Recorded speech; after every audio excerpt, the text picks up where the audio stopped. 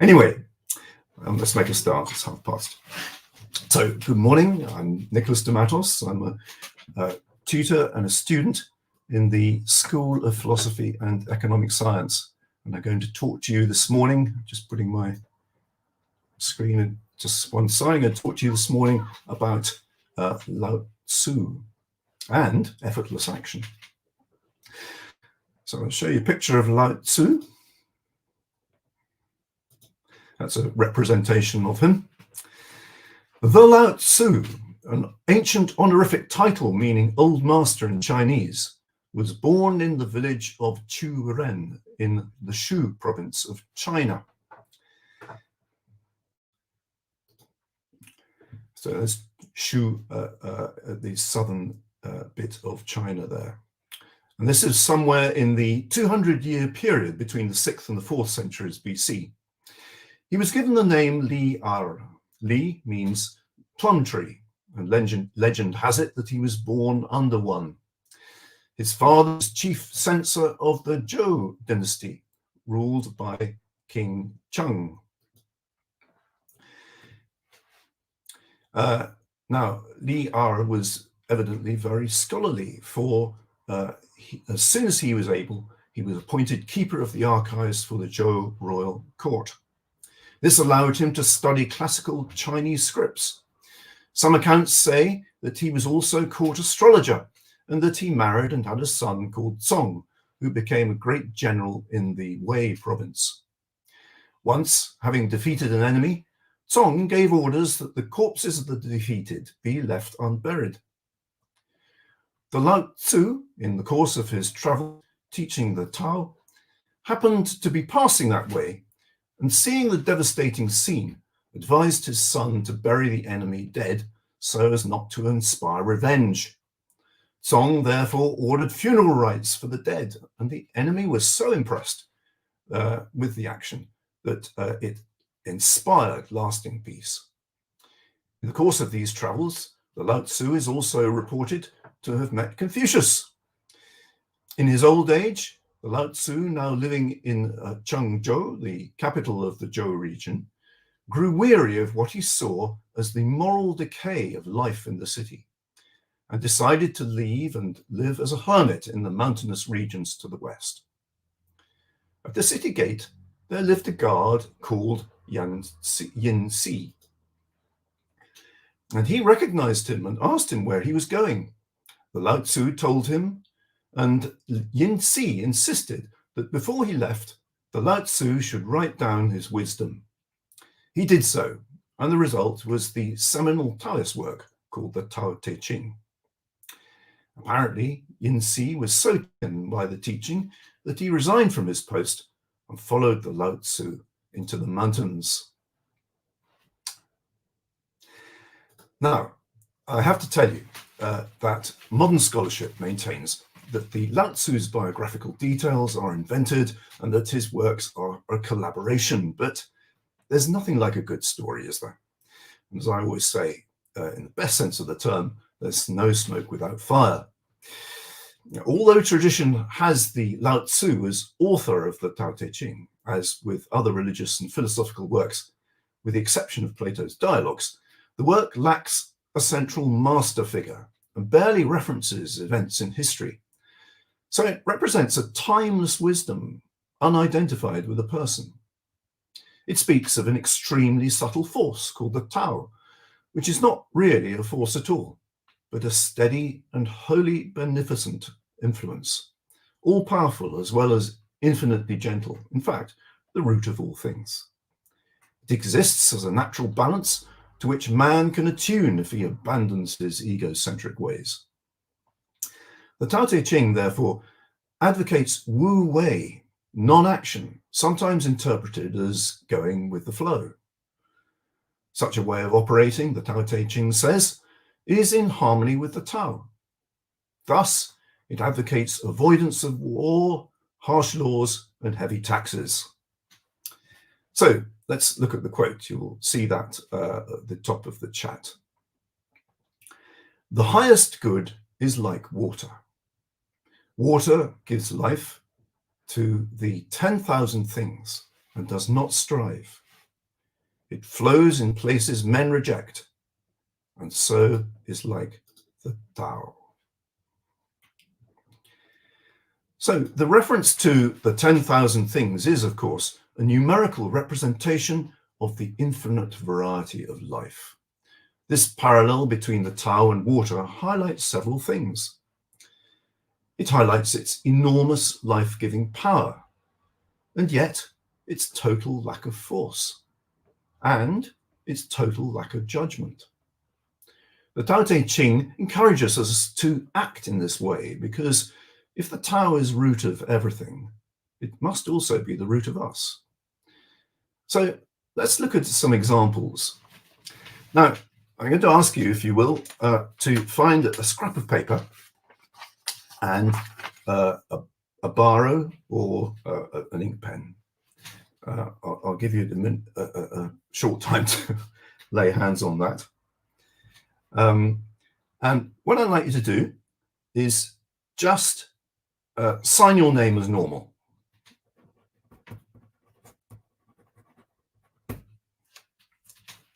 All right. Then, just underneath, with the minimum of effort, hardly any effort at all, do the same thing.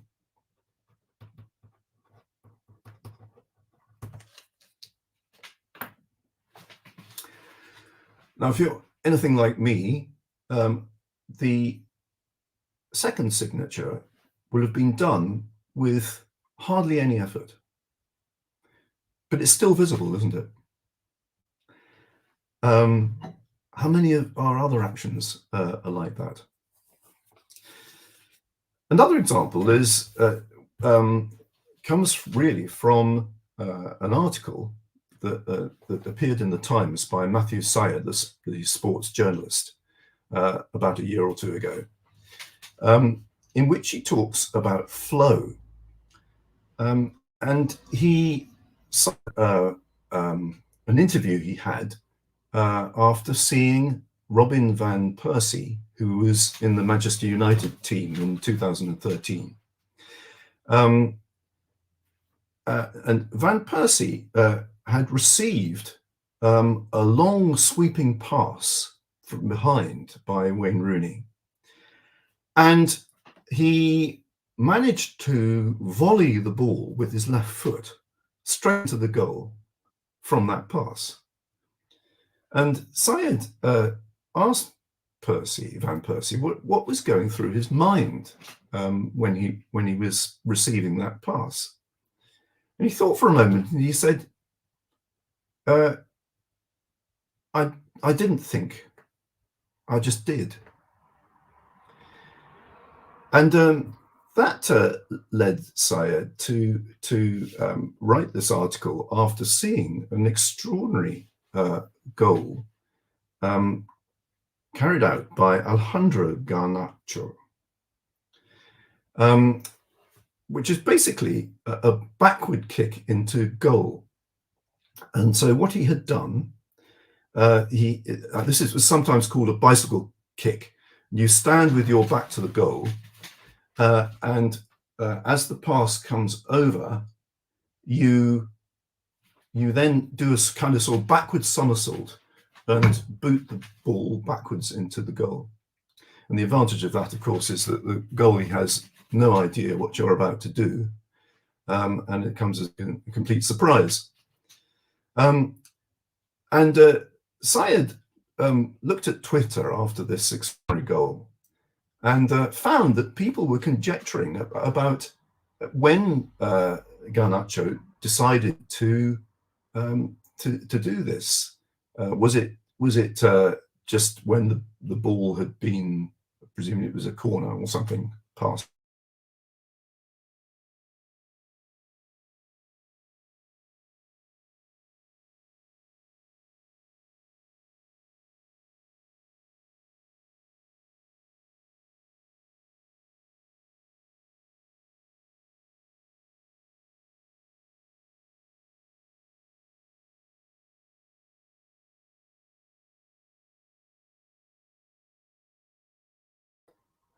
Apologies for that. I seem to have had a blip in the internet. I hope you're with me now still. Sorry.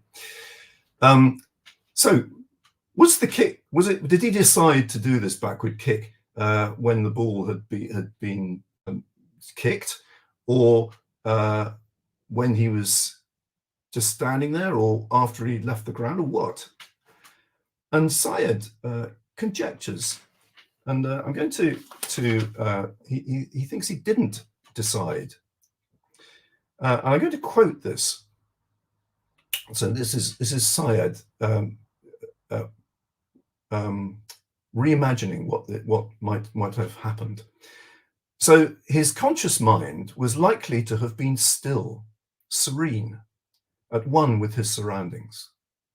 Instead, the unconscious mind was computing the trajectory of the ball, the speed of the movement, and was priming the peripheral nervous system to get ready. And he says this was a triumph, not of thinking, but of not thinking, not of deciding, but of not deciding. So the body is a magnificent machine. It just needs leaving to do its work, really. And that is effortless action, isn't it? My own example comes from quite a few years ago, when I was I'd mended a puncture in the inner tube of the bicycle, and I was now putting the inner tube into the tire and putting the valve through the hole in the wheel rim, and taking this little collar and trying to screw it onto the valve to secure the valve to the rim. And I was forcing this collar on, trying to get it down to the wheel rim, and of course it wasn't working. It was skew whiff. It was against the thread, and it wasn't securing the valve to the rim. And then I remembered from philosophy class, give attention. So I gave attention, and sure enough, straight away, collar on thread, all the way down to the wheel rim, and it was secure. So why not try effortless action today, doing everything with the minimum amount of effort. See how less tired you are this evening. So thanks very much for watching. If you've enjoyed this, and like it and share it. And as always, watch this space for another Philosophy for Life session next week. Bye-bye.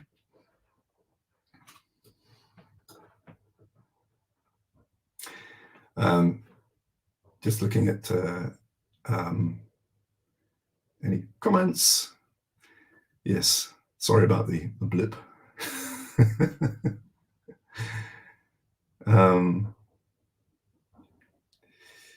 Yes. Okay, well, thanks very much all for watching.